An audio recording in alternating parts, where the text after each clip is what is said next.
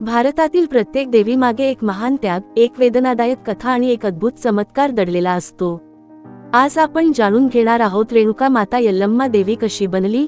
रेणुका माता या ऋषी जमदग्नींच्या पत्नी आणि भगवान परशुराम यांच्या मातोश्री होत्या। रेणुका माता अत्यंत पवित्र, पतिव्रता आणि तपस्विनी होत्या। त्यांच्या पावित्र्यामुळे त्या नदीकाठी वाळूची घागर बनवून त्यात पाणी भरत असत, इतकी त्यांची तपश्चर्या होती। परंतु एक दिवस नदीकिनारी जाताना त्यांच्या मनात क्षणभराचा विचलन निर्माण झाला आणि याच क्षणामुळे त्यांच्या आयुष्याला वेगळे वळण मिळाले। ऋषी जमदग्नींना आपल्या तपोबलाने हे समजले आणि त्यांनी क्रोधात येऊन आपल्या पुत्रांना आईचे शिरच्छेद करण्याची आज्ञा दिली।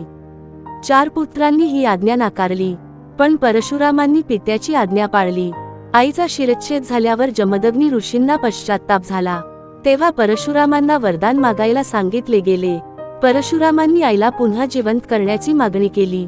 मात्र त्या क्षणी घडलेली घटना हीच रेणुका माता ते यल्लम्मा देवी होण्याची सुरुवात ठरली। आईचे शर आणि शरीर वेगवेगळ्या ठिकाणी जोडले गेले आणि त्या रूपात माता यल्लम्मा देवी म्हणून पूजली जाऊ लागली। आज कर्नाटक, महाराष्ट्र, तेलंगणा आणि आंध्र प्रदेशात यल्लम्मा देवी लाखो भक्तांची कुलदैवत आहे। आई यल्लम्मा म्हणजे केवळ देवी नाही, ती आहे त्याग, सहनशीलता आणि न्यायाची मूर्ती। आई यल्लम्मा देवी सर्व भक्तांचे संकट दूर करो।